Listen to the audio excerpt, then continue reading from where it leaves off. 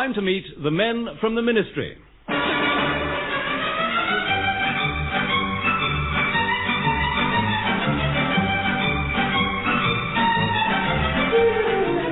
Join us for another canter down the corridors of power with Norma, Ronald Baddiley, John Graham, Dilys, Laye, and the men from the Ministry, Richard Murdoch and Deryck Guyler.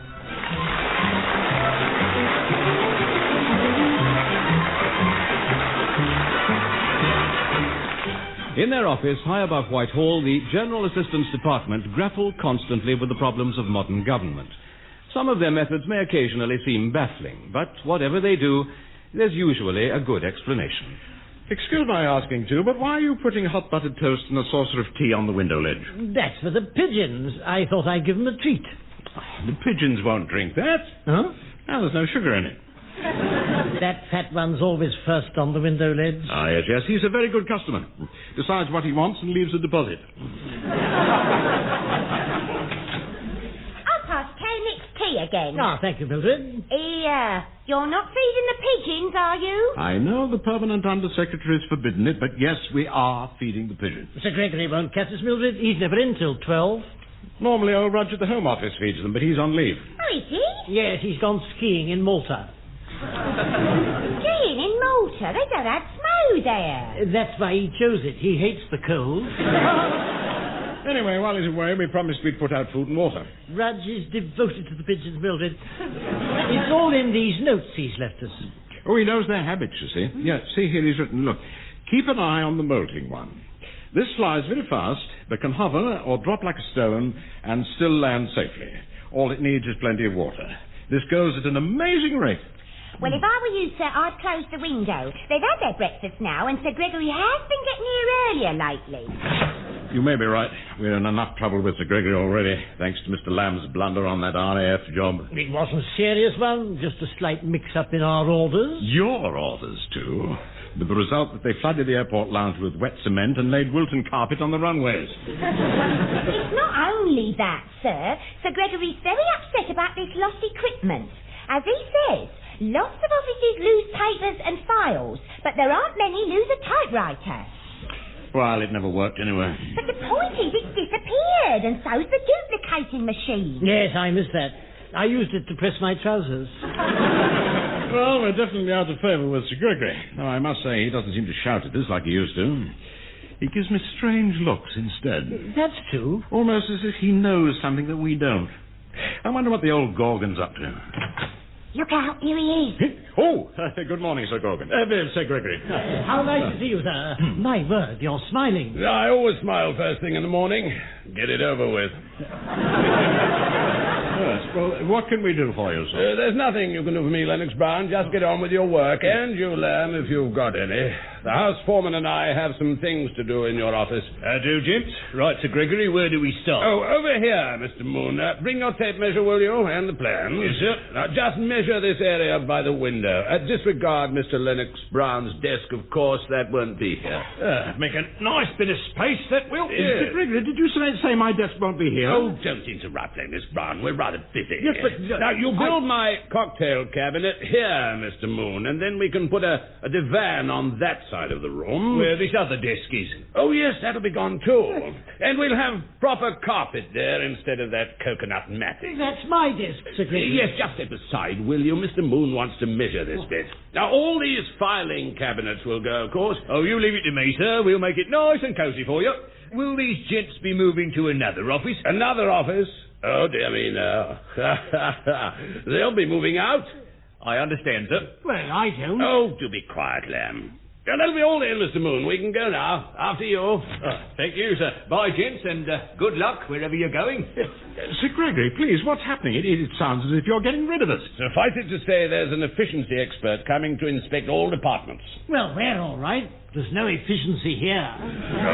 Be quiet, Lamb. The PM feels that Whitehall is overstaffed, and this expert is instructed to find redundancies. Well, we know who's redundant in this building, don't we? Who is this expert? When's he coming? He's not a he, he's a she, Miss Grimley. And when she arrives tomorrow, she'll be starting off in this office. She'll be studying what you do here. Oh, glory. Exactly. And when you're both gone, I shall convert this room to a small lounge for entertaining my VIP friends.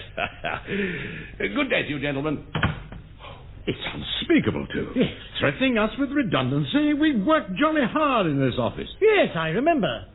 It was a Tuesday, wasn't it? Well, if they do chuck you out, it'll be their loss, not yours. We've got to fight this, too. Organize ourselves for survival. That's it. How do we do that? Look, now, listen. This Grimley woman will only get rid of us if she thinks we're not doing enough. Yes. Now, if she finds us busy and active, she'll conclude we're essential staff. That couldn't happen, could it?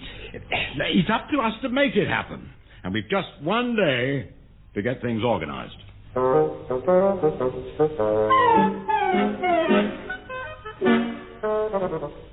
Now then, Miss Grimley will be here any minute. Are we ready? Two, there's a corner of your desk with no papers on it. Oh. And if you open that file, it'll take up more room. And look as if you're working. You're right, and I found lots of old forms and memos and filled up the in trays, like you said. Right. Now, what else? Ah, yes, Mildred. I had a brilliant idea that'll help to boost our image. What's that, sir? When I bang my fist on the desk like this, I want you to rush into the office, you see, and say, the Chancellor of the Exchequer's changed his mind and wants you to sign the checks.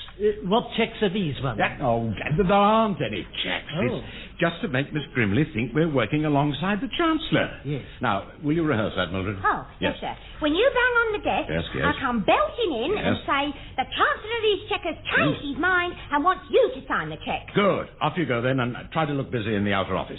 Get on with some typing. Righty-ho, sir. Of course, it won't be easy without a typewriter.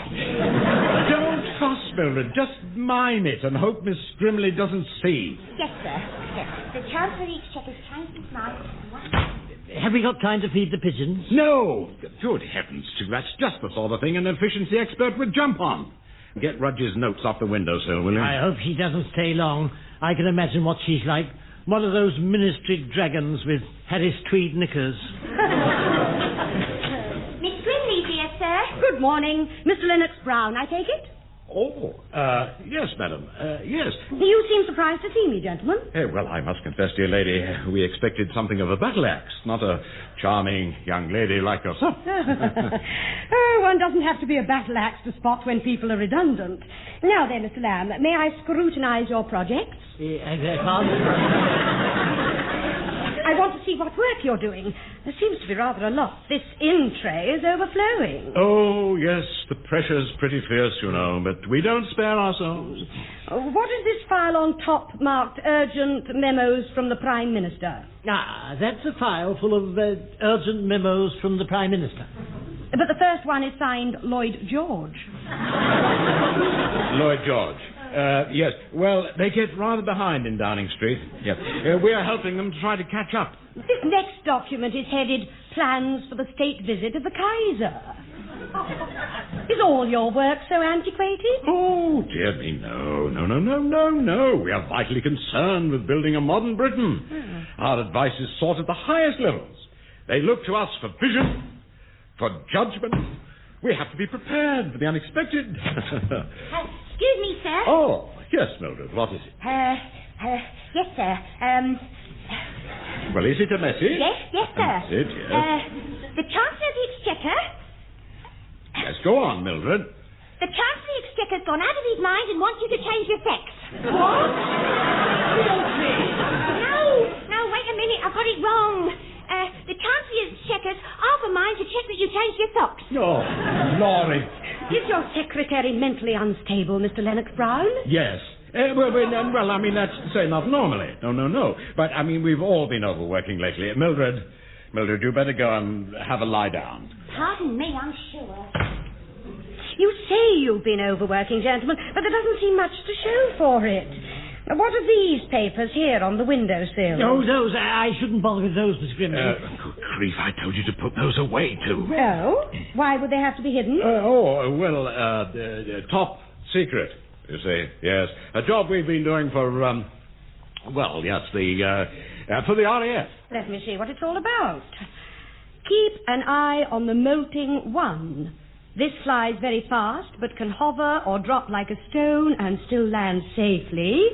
All it needs is plenty of water, This goes in at amazing rate. Now, I can explain. Miss No Quigley. need to explain, Mr. Lennox Brown. I see now why you wanted it out of sight. What an astounding achievement. Pardon? This plane, the Molting One, can actually do these amazing things. Plane. Oh, yes, plane. Aeroplane. Yeah, and the only fuel it needs is water. Yes. Well, you saw what it said in the notes. But this is a major breakthrough. I don't quite follow. And you've organized the development of this miracle aircraft. Oh, well, I mean, I mustn't take all the credit. Oh, you're too modest, Mr. Lennox Brown. Oh, no. Have you told the PM about this? The PM? No, I haven't been able to spare him a lot of time lately, you know. You must tell him, or I must.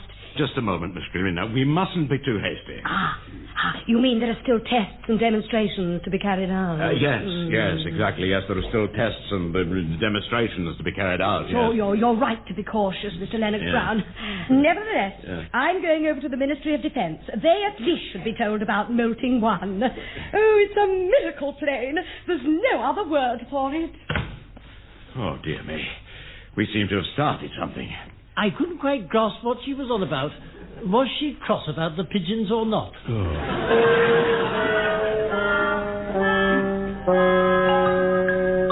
And here is the news read by John Curl. First, more about Britain's new wonder aircraft. Addressing a crowded house, the Prime Minister has spoken of urgent legislation to speed its progress. The plane would need special water, and he expected MPs to pass this without delay. The aircraft itself, the Molting Mark I, is still on the secret list, but is believed to be in a hangar somewhere on Salisbury Plain. First news of the Molting I has brought keen reaction throughout the world. The American government say that they too are developing a water-powered plane, but somewhat larger. The Russians say they invented one 10 years ago. They claim that there is no connection between this British discovery and the coachloads of Russian tourists now arriving on Salisbury Plain. Oh, switch it off, too. I can't take any more. Why not one? We're famous. We've developed a marvellous plane. We're cleverer than I thought. Don't be daft. The plane doesn't exist. Don't you see, Mr. Lamb? The Molting One is a pigeon. Oh, dear. And Sir Gregory will be here any minute to find out more about it. But you mean he'll become... This is no time for bungling, too. Look, we've got to bluff it out. How are you going to do that, sir? Sir Gregory's going to want details. Oh, I think we can manage him, Mildred. Luckily, he's too bone idle to read the memos people send him. My dear Lennox Brown, good morning to you. And Lamb, how nice to see you. Did you ever? What can I say? Congratulations. Together we've put Britain back on the map. I'm proud of you both. Sir Gregory, you mustn't overestimate what we've done. Oh, nonsense, my dear chap. This achievement should be shouted from the rooftops. Well, maybe not from the rooftops, sir. Perhaps from a downstairs window. Oh, gracious, it's an absolute triumph for all concerned. There could even be something in the honours list. For us, sir? No, for me as head of the department. Oh, and that reminds me, people keep asking me about the plane. Of course, I know the general outline. After all, we've worked on it together, haven't we? I'd like everyone to know, sir, that this is as much your doing as ours. Quite. But one or two details have slipped my mind, so I want you to fill me in. For example, where exactly is the miracle plane? Sir Gregory, all the details are in that memo we sent you last month. Memo? Which memo? That memo. Oh, that memo, of course. Yes, I remember. It's very interesting stuff. And perhaps we shouldn't discuss it out loud. What? Well, it is top secret. Ah, yes.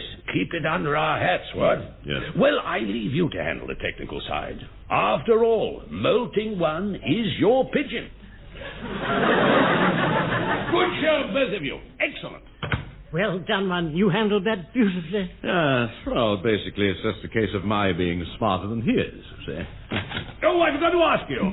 You've got the Molting One lined up for tomorrow's test flight. Which test flight, Sir Gregory? The test flight, man. It's all in the memo I sent you. Which memo was that?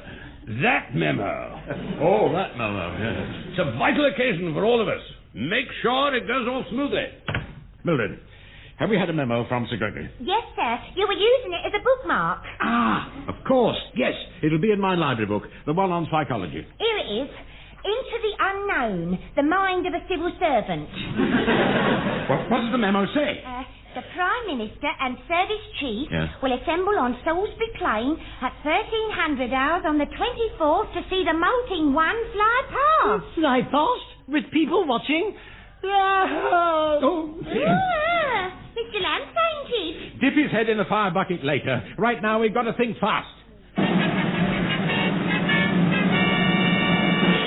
Well, viewers, as you've probably gathered, this is Fort Robinson here on Salisbury Plain, awaiting the fly past of Britain's amazing new aircraft. And over there is the platform on which political leaders and service chiefs are lined up to view the great event. On the end, you can see the two civil servants responsible for this modern marvel. And I must say, they both look green with happiness. It's a day they'll never forget. But, oh, my word, one of them's gone down. It must be the excitement, And his colleague is bending over, fanning him with his bowler hat.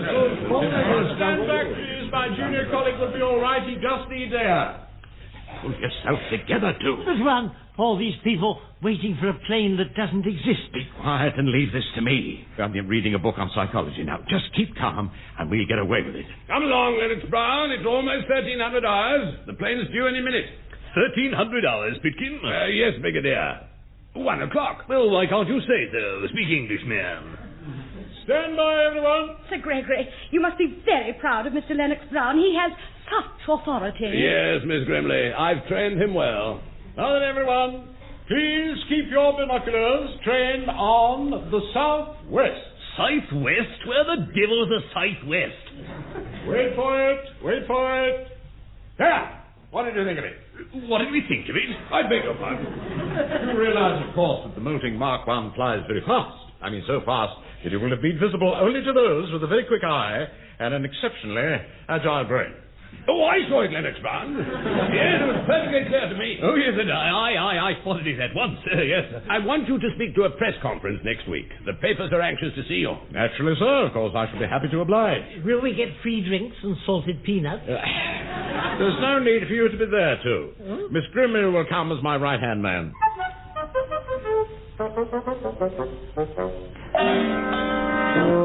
There's a question over there, Mr. Lennox Brown. Oh, yes. Thank you. The gentleman with glasses. Science correspondent of the Times. Is the molting one powered by a multi-cylinder hydraulic jet system or by some new modification of a hyper-boosted turboprop? Next question, please. But you haven't answered mine yet. I want to know if this plane's engine is basically thermocoupled or an unconventional form of rotary thrust mechanism. Well, it's not quite as simple as that. You mustn't forget the elastic band, you see. Yes, of course. The elastic band, thank you. Yes, now I'm afraid I must close this press conference, ladies and gentlemen, before we get into an area that's rather, hush, hush. Thank you for your attention. You handled that awfully well. Oh, well, thank you, Miss Grimley. Your presence was most reassuring. Oh. Yes. I wonder, would you care to join me for a dish of tea? That's very kind of you. I'd be delighted. Yes.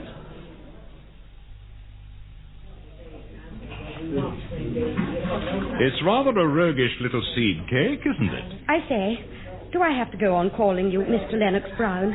Could I be very bold and say L.B.? Oh, of course, dear lady. And may I return the compliment by calling you Delia?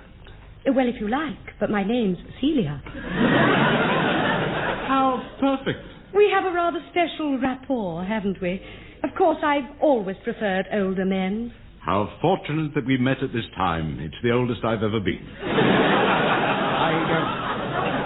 I was wondering, Celia, if I might have the pleasure of your company at the theatre one evening. Oh, thank you. I'd enjoy that. Oh. I adore Covent Garden, don't you? And that's your Drury Lane got license.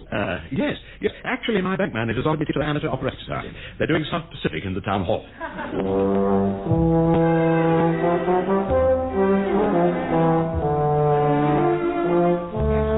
It's nearly 4 o'clock, Mildred, and Mr. Lennox Brown's not back from lunch yet. It's a scandal. Of course, he went out with Miss Grimley, didn't he? Yes. That's the 4th time he's taken her to lunch this week, and it's still only Tuesday. And him old enough to be her daughter. If you ask me, he's making a fool of himself. That aeroplane business went to his head. He's certainly pushing the boat out, bringing out flowers and bags of toffee. He's blooming well infiltrated with her. He's actually carved their initials on his desk, look! Well, there's no fool like an old fool, they say. What is it, Mildred? You've gone quite pale. Look at this note on his blotter, in his writing. Let me see. Go to bank. Collect tickets for South Pacific. Is that serious? Don't you see, Mr. Lamb? He's going to draw out his money from the bank and elope with that woman to the South Sea. Oh, dear. Just like that film on the telly about that French painter, George Sanders. He had a wife and a decent job, and then he had a few drinks and threw it all up. He went off to the tropics and deteriorated. But he was foreign, Mildred. Mr. Lennox Brown has no excuse. I shall have to speak to him. Well, I'm not going to speak to him, blue-in pinstripe Casanova. He can fetch his own tea from now on. I'm going to ignore him. Oh, hello too, Mildred. Sorry I'm 10 minutes late. Thanks for the marvellous lunch. Now I'd better get back to my office. See you later, L.B. Bye. Delia. Mr. Lamb, will you inform Mr. Lennox Brown that his female acquaintance has left the door open? Yes. Mildred says to tell you that you're... Yes, I heard her. What on earth's the matter with the girl? She flounced out of the office as if she's annoyed. Well, I want to have a talk with you. Oh, go ahead. I'll talk to anyone. I'm not a snob. Yes, it's rather a delicate matter. Mm-hmm. Well, rather an indelicate matter, actually. I realise a lot of it goes on, but I must say I'm rather disappointed. With that approach, I'm not surprised. What are you talking about, Tim? I realise that the bees and the birds do it. Otherwise, we'd never have any honey. Or feathers. And after all, there's no reason why they shouldn't. Birds and bees? But men and women are different, aren't they? Well, yes, birds and bees have wings. We haven't. But apart from that, I'm talking about, well, animal instincts and base urges. There's a right way and the wrong way, isn't there? And that's what I don't understand. You want me to tell you the facts of life? No. It's a bit late for that, isn't it? No one. I know the facts of life. Well, most of them. I'm trying to say I don't think you should elope with Miss Grimley. Elope? With Miss Grimley? Oh, are you out of your mind? It's no use pretending. We saw the note on your blotter here, and you've been carrying on for weeks. This note? Well, that's to remind me to collect some tickets for a production of South Pacific. Oh, that's a show, isn't it? Then you mean you're not taking her off to sin in the sun? Oh, don't be daft, too. I simply see Miss Grimley as a friend. Of course, I've not rebuffed her. Don't forget she's doing reports on all of us. Oh, yes. Yes. But they'd never make us redundant now, would they? Not after our miracle plane. Well, it does no harm to have allies. By the way, the fuss over Molting One seems to be dying down now. Another few weeks and we can quietly announce it's been scrapped, like all those other British aircraft. So everything's all right. Lennox Brown? Can we help you? The Defence Minister wants a photograph of the Molting Mark 1 immediately. Ah, yes, well, a photograph? That's right. We're launching a big recruiting campaign. This picture will be the centrepiece. I'm afraid I can't hand over a photo just like that. Oh, dear me, no. Oh, why the devil not? The Molting One is just about to fly the Atlantic, you see. Now, we'll have it photographed on Friday for you. See that you don't forget. Well, why did you say it was flying the Atlantic? Because it's getting too hot to handle. I've seen a way of ending this once and for all. All we need is an intrepid pilot. Where will we get one of those? Right here. It's you. Me? I can't fly a plane. Dude, there isn't a plane. The Molting One is a pigeon. I can't fly a pigeon either. Oh, do be quiet, too, and just listen to my plan.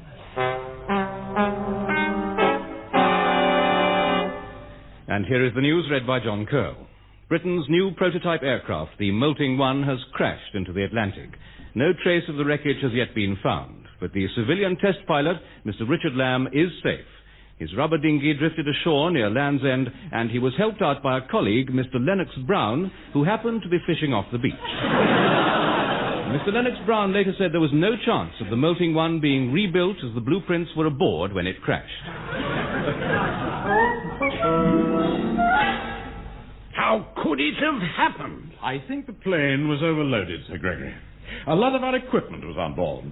Things you thought we'd lost. Yes, actually, we'd lent them for use in the plane. Our typewriter, for instance, and the duplicating machine. Oh, there you are, LB. I popped in to say I finished my report, and you and Mr. Lamb are obviously not redundant. Ah, that is good news. Oh, but surely there have to be some redundancies. Quite. I shall be coming to your office on Monday, Sir Gregory. Oh, how nice. Yes. Would you join me for lunch, dear lady? No. Let's face it, LB, what we had is gone. You see, I'm only attracted to successful men, and now your project has collapsed.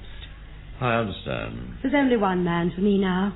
That fearless young adventurer who risked his life for his country.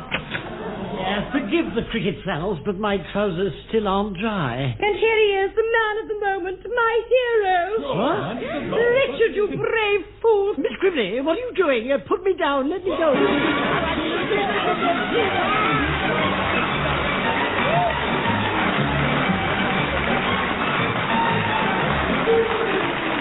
Muddling through as the men from the Ministry were Richard Murdoch and Deryck Guyler. Also featured were Norma Ronald, Ronald Baddiley, John Graham and Dilys Laye. The programme was written by Edward Taylor and John Graham and produced by Edward Taylor.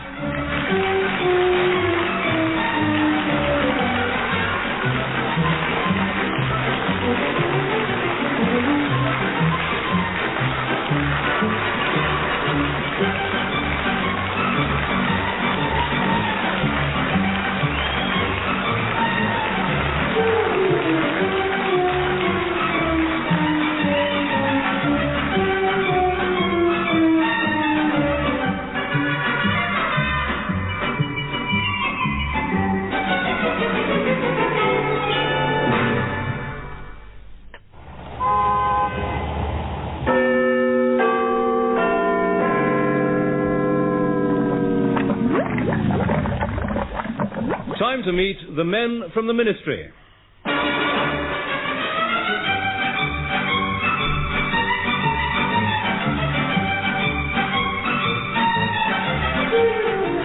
We're about to strike more low notes in high places with Norma Ronald, Ronald Baddiley, John Graham, Hilary Pritchard and the men from the Ministry, Richard Murdoch and Deryck Guyler.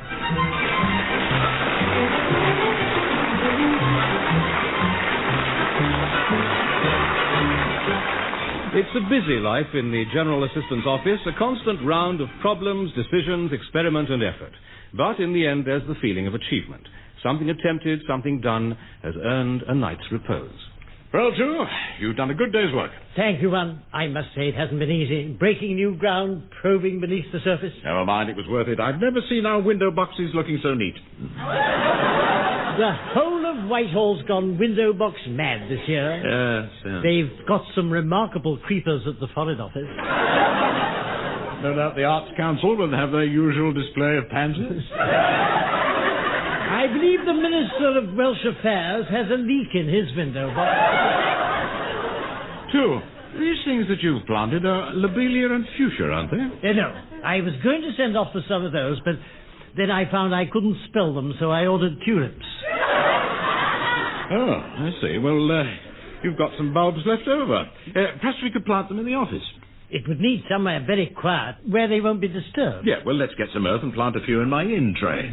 And if I take my washing out of the fire bucket, we could put some in there. Splendid. Now, what about the pots with the hyacinth bulb? They need to be out of the light. We'll keep these blue ones behind the curtain. Good thinking, yes. I'll put a note for the cleaners in case they move them. Right. There we are. We'll be better off behind the curtain. And those red ones can go under the desk. Well done, well done. Now, is there any more work to do, or should we toddle off home? It's gone 3:30, you know. Well, there's that top-secret job for the Ministry of Defence. Oh, is there? You remember we had to cost that big NATO exercise, but I can't understand the figures. Then do what we usually do with public money. Think of a number, double it, add 3 noughts, and stamp it agreed. Good idea. Excuse me, sir. I thought I should warn you. Sir Gregory's on his way over. The Permanent Undersecretary? But we've done nothing wrong this week. Mind you, it is only Monday. He rang to ask if you could spare him a couple of minutes. Did he? He's not normally as civil as that. Well, he didn't actually quite use them words. What he actually said was, are them two layabouts in? That sounds more like Sir Gregory. Mind you, he hasn't bothered us much lately. Well, he's been off on that fact-finding tour, hasn't he? Studying heavy industry in Capri. And no doubt with Miss Bentwater from the typing pool to take down everything he said. Now they're back, he's given her a fur coat. Something to keep her warm. No, something to keep her quiet. Right. I want a word with you two. Hello, Sir Gregory. Have you costed that NATO exercise yet? We're just putting the finishing touches to it. Good, because you're both to go off on a course. That's very kind of you, sir. We could do with a rest. A rest? You don't know what good hard work is. What good is it? Now, this course will be different from previous ones. You'll be living in, for a start, at a large country house in Surrey, a place called Surrey Manor. Oh, and what is the purpose of the course, sir? Well, it's to find bright administrative talent and develop it for leadership. Yes. And you've recognized our potential, sir? No, you're the only people with nothing to do, so you're to make up the numbers. Thank you very much. 2 men dropped out at the last minute. You're a late addition to the course. Do you think we'll enjoy it there, sir? I don't know, but I'll enjoy it here. You'll be out of my hair for 7 whole days. Somewhere where you can't possibly do anything wrong.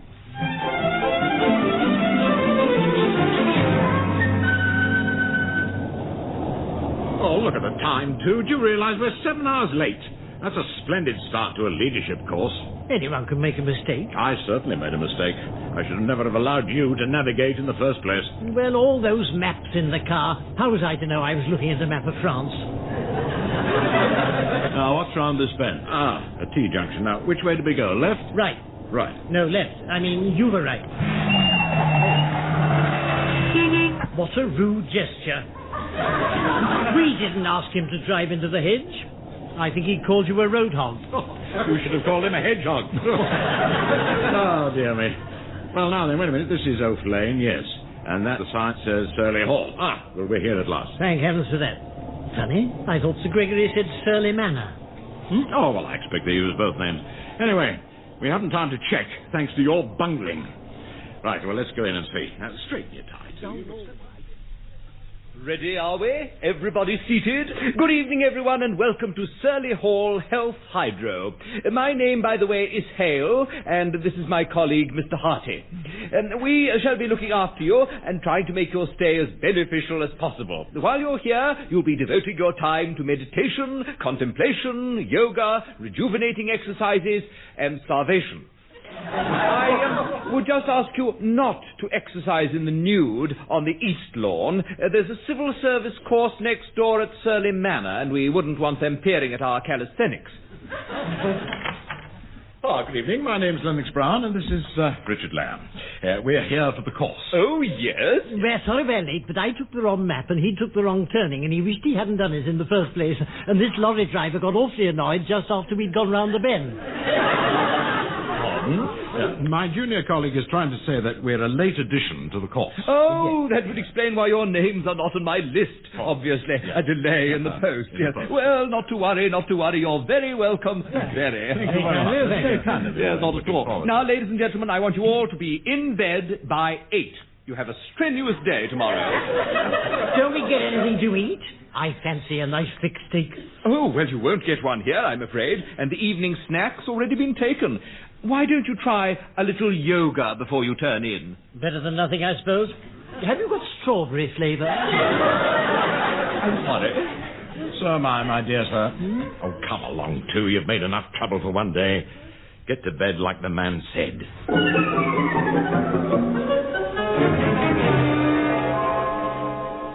I must say, one isn't at all what I expected. My room was like a cell, and I had to lie on the floor. Spend the night on the floor? It was softer than the bed. Well, don't forget, they're selecting future leaders. I expect they're assessing character and discipline. A week of this, and we'll be ready for promotion. And extra luncheon vouchers. It wouldn't be so bad if they gave us a proper breakfast. 1 piece of bread and butter.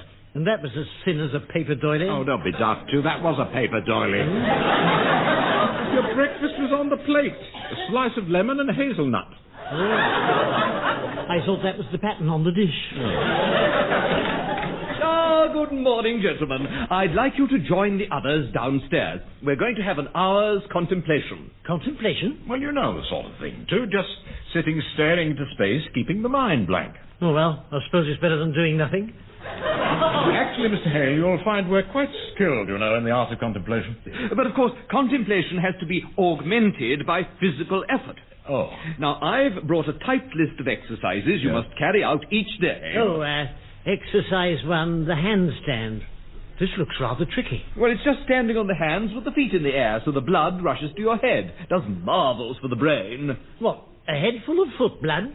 Ideally, of course, you should do these exercises in the nude. Oh, I'd rather not if you don't mind. Nudity leaves me cold. We must free the body to free the mind, Mr. Lamb. However, a light garment may be worn. A loincloth will cover your requirements. Exercise 2 involves hopping over a rope, I see. Yes, a lot of people skip that, but I would like you to do it if you can. Yes. After your week here, you'll find you're a better person physically and mentally, ready to help and lead your fellow men in the quest for the highest ideals. After our contemplation, we're off on a cross-country run. I must say it's a very odd way of training civil servants. Cross-country running, standing on our heads. That'll be for the next time the government reverses its policy. Well, it's obviously all some trendy new technique. Well, I'll be glad when we're back in the ministry. Yeah. I wonder how they're getting on without us. Yes.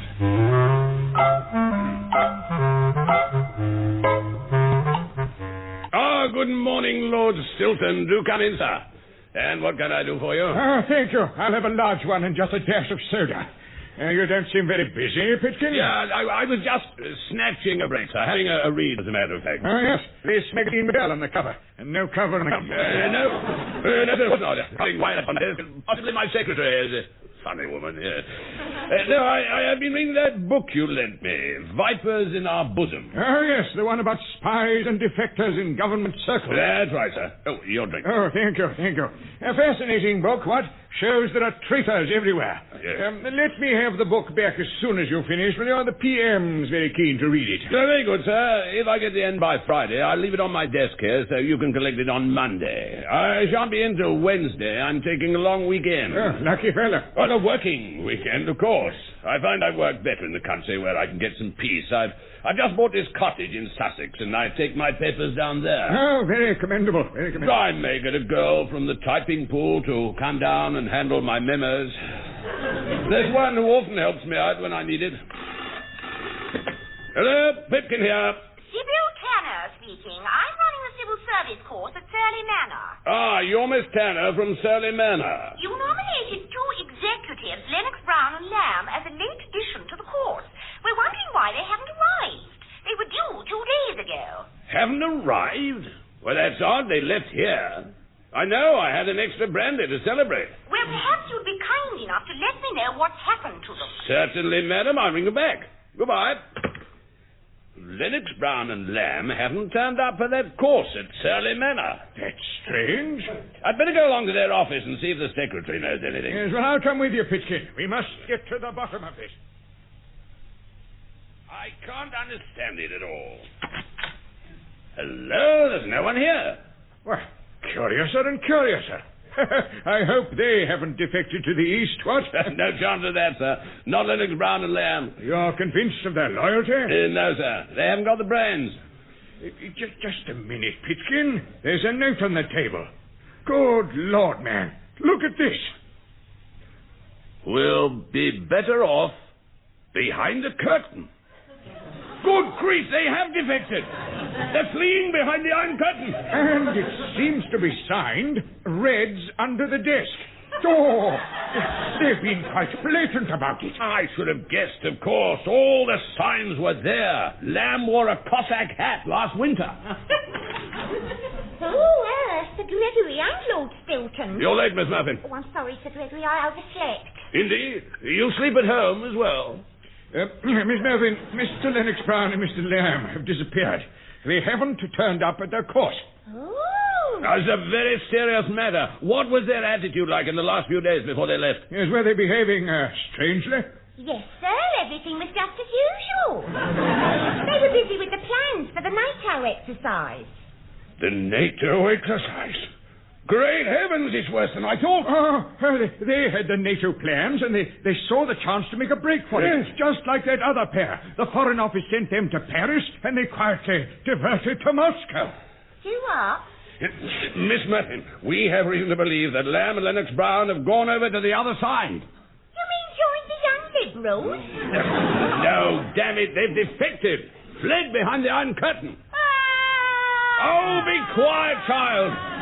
Lord Susan, we must get on to MI5 at once.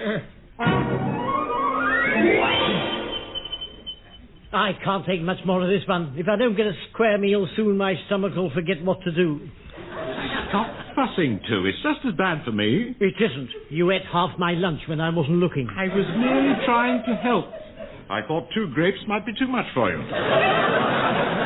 By the way, too, I wish you'd been more discreet. Fancy interrupting this afternoon's meditation session like that. I thought I heard Indian music. Yes, so you said. Everyone else knew it was my tummy rumbling. Now stop moaning, will you, and switch on the radio and we'll get the news summary. Oh, all right.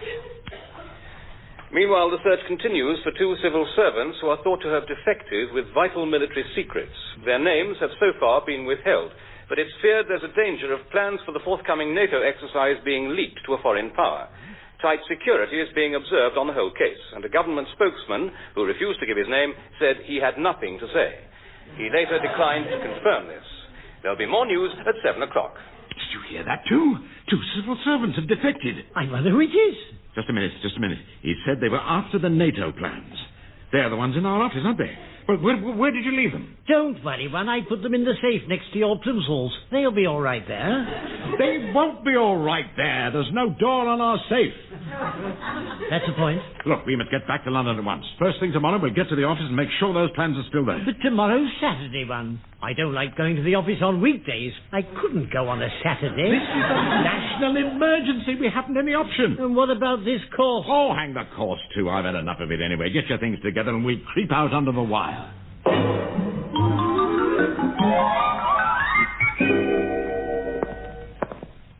Actually, it's quite fun being in the ministry when it's empty, isn't it?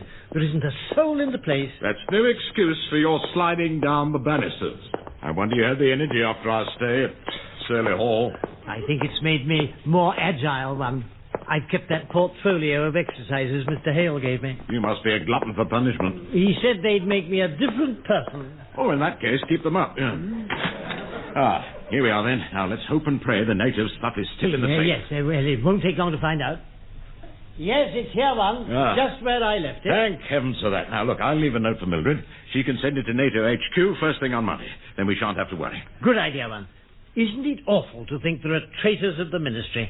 I wonder who they are. They penetrate the highest circles, too. I saw a film where the whole staff in an office were under suspicion. And in the end, it turned out the traitor was the man at the top. Oh, you mean like Sir Gregory? Yes. I say, that's the thought, isn't it? Sir Gregory Pitkin, the spy in black pinstripe. I say, it couldn't be Sir Gregory, could it? What? Well, I mean, he acts very strangely sometimes. And he's been spending more money lately. You remember Splinter Woodcock's retirement present? Yes. When they brought the collecting box round, Sir Gregory put in twice what he usually does. Are you sure, too? Yes. I saw the tuppence in his hand. Do you think we ought to investigate one? You mean go along to Sir Gregory's office and pry around? Take advantage of the fact that he isn't there? That's right. We could go through his drawers. Too? That would be a betrayal of trust. Heaven knows what personal stuff we might find. On the other hand, of course, I mean, if the national interest demands it, He'd never know, would he? Come on. Let's go and have a look round. Yes. Bring the paper knife. Some of his drawers might be locked. Right. But remember now, we're only doing this from a sense of duty. My word, man, Sir Gregory really does himself proud, doesn't he? What a splendid office. 4 cocktail cabinets, colour TV, and a wall-to-wall desk. Yeah, that's it down. It looks rather comfortable. I expect that's for Miss Bentwater when she wants to lie down for a bit. Well, there's nothing incriminating in Sir Gregory's work tray. In fact, there's nothing in his work tray at all. Just a membership card for the Stripperama Club. Well, look at that book on his desk. Vipers in Our Bosom, Famous Spies of the Civil Service. Good Lord! He must be interested in that sort of thing, you see. What? And just a minute. There's a note sticking out in Sir Gregory's writing. What does it say? I've come to the end. This book has given me food for thought. I'm off to the country where I'll find some peace. Good grief, too. You see what this means? Yes, man. Well, I think I do. The country where I'll find some peace. This country isn't good enough anymore. He's fleeing behind the Iron Curtain. They said 2 defectors on the news, didn't they? No doubt Sir Gregory's taken Daphne Bentwater. One word from him and she'd drop everything. Do you think we should do something? Well, of course we must do something. Tell the Home Secretary. Get him on the phone. I'll look round the office for any other incriminating evidence. I rang the number you gave me, but the Home Secretary's away. I left a message on his recording machine. I'm glad in a way the Home Secretary wasn't there. Really? Of course Sir Gregory's wrong to defect, but we can't just throw him to the wolves.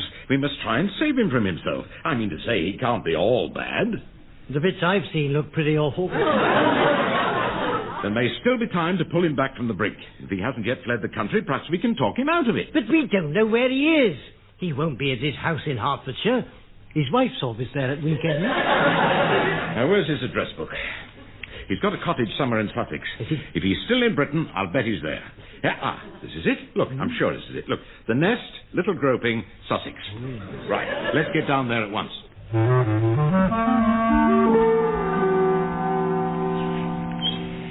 Well, what do you think of the cottage, Daphne? Quite a view, eh? It's a lovely garden, Sir Gregory. No, there's no need to call me Sir Gregory here. We're quite alone. You can use my special name. All right, then.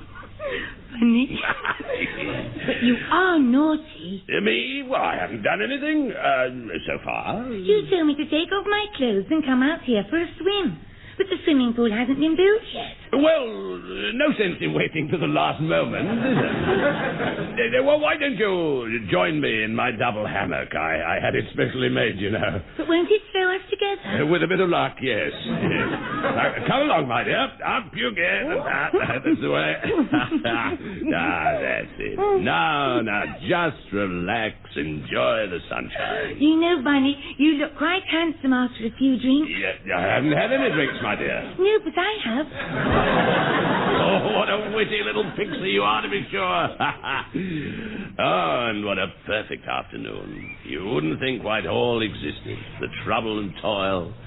Lamb and Lennox Brown defecting. All forgotten. Just you and me and the song of the bird. Oh, isn't that a lark up there? I do believe it is, yes. And, talking of larks, I've got an idea. Now, why don't we just sort of... There are 2 men in those bushes. What? Oh, take no notice, my dear. I expect it's the vicar and his friend. They go bird-watching, you know. Daphne, my little locust blossom. If I said you've a wonderful figure, would you hold it against me? You tantalizing minx, well, let me... They just look like bird watchers. They're wearing bowler hats and carrying umbrellas. Well, look, now they're running across the lawn. Don't do it, Sir Gregory. We know what you're planning and it's wrong. We've come to save you from yourself. What? What the devil you... Look out, Bunny! The hammer! Ah! Sir Gregory, it's no use hiding in the stinging nettles. We're here to have it out with you. Lennox Brown, Lamb, you traitors, how dare you? Stay where you are, Sir Gregory. Ah, oh, you're armed, I suppose. Well, there's no need for violence. No need at all. If you're after secret documents, I've plenty in the cottage. Why didn't you overpower them, Bunny? You told me you were good at karate. I don't want to hurt them, my dear. Oh, I know they're traitors, but remember, they were on my staff. What do you mean, traitors? You're the traitor, Sir Gregory. We know you're planning to defect. We came to drag you back from the brink. Is this some devilish trick, Lennox Brown? You're the ones MI5 are looking for. You disappeared with the NATO papers, and now you come here armed to the teeth and threaten me. Armed? We're not armed, Sir Gregory. You're not armed?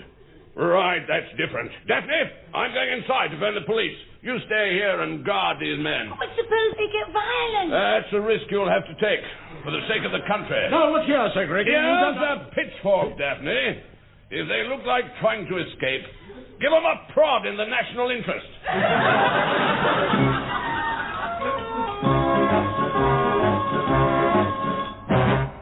It was one of the worst experiences of my life, Mildred. We were kept in a police cell for 5 days. They grilled us continuously to try and break our story. They stood me against a wall and shone bright lights in my eyes. Whatever did you do? A good question. He thought it was more of his amateur theatricals and gave them a chorus of Galway Bay. The head of MI5 came to see us in person. Luckily, we were able to convince him we'd gone to that hydro by mistake. In the end, he seemed quite impressed. Impressed? Yes, he said it was clear we were complete nonentities. He told us we could go. In fact, he helped us down the front steps. Well, we'd better get back to normal as quickly as possible. You sent back the plans for the NATO exercises? Yes, sir. First thing Monday. Good. Just a minute, Mildred. You can't have sent back the NATO plans. They're still here in the safe. I did send them off, Mr. Lamb. They was in a blue folder on your desk. It said exercises on the front. A blue folder? They were the exercises Mr. Hale gave me, the ones from the health hydro. What? That rubbish about yoga and loincloths and contemplation? Mildred, you must get it back at once. It's too late, sir. The NATO exercise has begun this morning. Using the plans in the blue folder. What on earth can the troops be doing?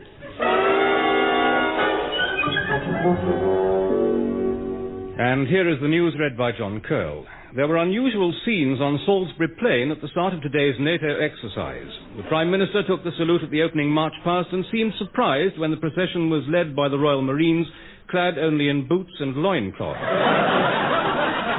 They were followed by troops from the Royal Scots Guards. These men wore kilts, but broke with tradition by doing handstands in front of the saluting bench.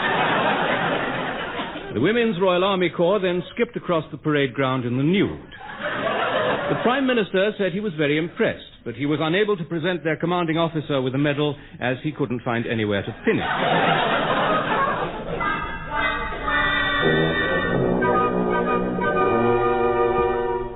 I say, weren't the authorities furious? Well, oddly enough, they weren't, Mildred. Apparently the whole exercise did wonders for army recruiting.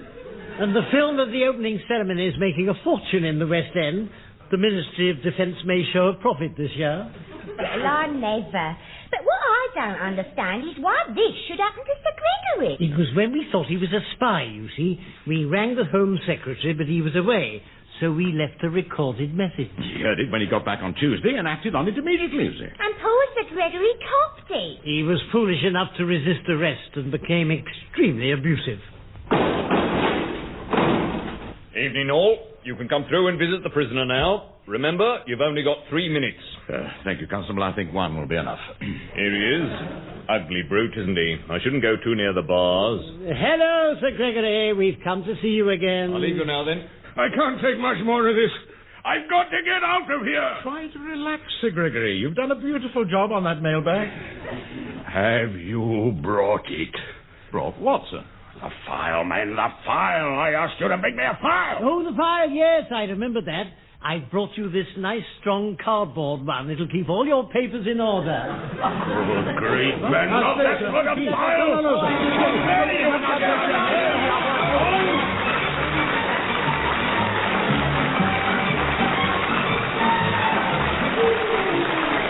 Muddling through as the men from the ministry were Richard Murdoch and Deryck Guyler. Also featured were Norma Ronald, Ronald Baddiley, John Graham and Hilary Pritchard. The programme was written by Edward Taylor and John Graham and produced by Edward Taylor.